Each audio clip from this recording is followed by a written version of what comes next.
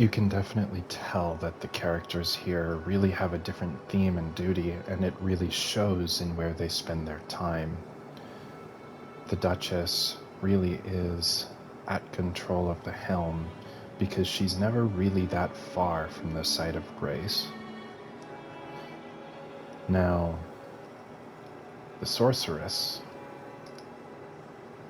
she's where the books are, typically. There's lots of books here and here. This guy, I don't know what he's called, I'm still learning them. He's very artistic. He's at the art pad right now. He looks at paintings over here, or will look off into the distance. It's almost as though he's very artistic and imaginative and longs for something that's not here. Seeking the fulfillment of a mission, they all are, but no one embodies that quite like she does. Nobody is in the search of knowledge like she is. Nobody is in search of artistic beauty like he is. It's just very interesting. She tends to like places of more isolation. I've never seen her in here, but I've seen her here, and I've seen her here. He, I know, is definitely a sailor, and he spends most of his time down by the sea. And sometimes he'll come up to the hall for a drink.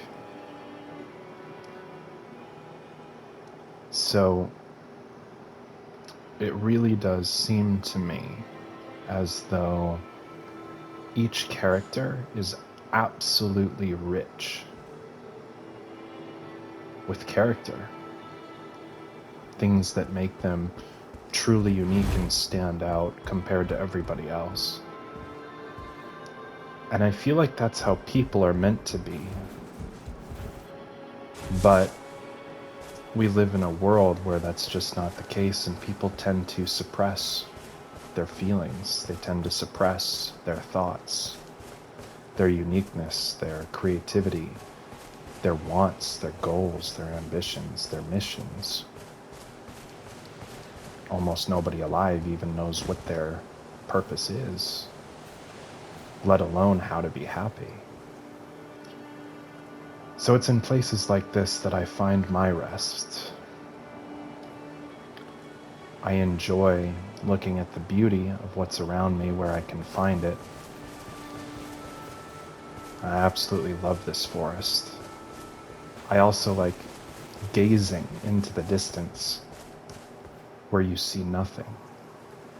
Because where you see nothing, it's like a blank canvas. Out there could be a world of infinite possibilities. I also like to understand things, especially when it comes to wisdom and beauty and art.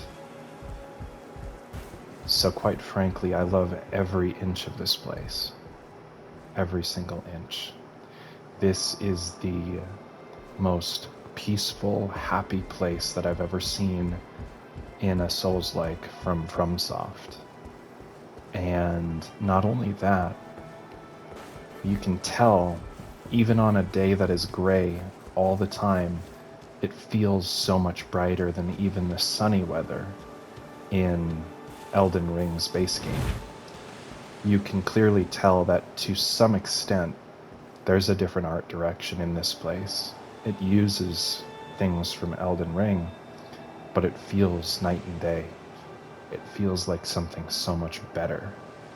Now, I'm not knocking the fact that there's horror elements in nearly every FromSoft game. I do think every 15 years or so it would be nice if they could put together a game that is more bright and fantasy, like the images you see here. Or even brighter if it wasn't cloudy. But I love cloudy days, I love sunny days, and I tend to get depressed if I only get one or the other. And because I live in a world that's pretty boring in this corner of it, I find beauty in the gray days because it kind of cuts out the noise, especially winter. And so as I look at all of this, it feels like home in a way.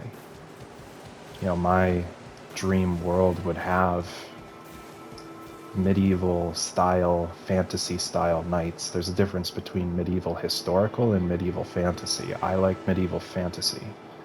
I'm very aware that I wouldn't want to live in a different time period in the world that we're in. I imagine God's got a lot in store for us. And if I imagine the perfect place for me, if I imagine my paradise, I imagine a world that has such themes, but also the modern conveniences of hot running water, just to give an example, but also some futuristic things like holographic style magic and artificial intelligence with androids. You know, my dream world would probably have men, women, but it would have the race of men, right? And it would also have elves, catfolk, and androids.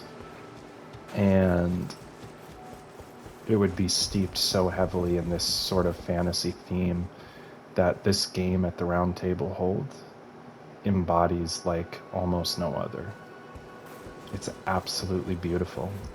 So it's a place where not only you look to these different characters and you get to see and learn about them, but it's a place where I get to go to really remember and fall back in love with the parts of myself that it can be so easy to forget or leave behind based off of the demands of the world.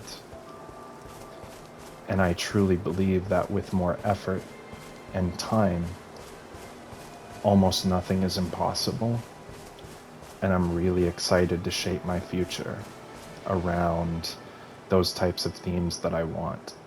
I can't bring us into a fantasy world physically, but I would love to work on designing games like this and instilling philosophy and wisdom in those games unlike any on the market, to make wisdom an important source of information that we strive for again, to show art and beauty, so that when we live in this world, we don't forget some of the things that are the most important.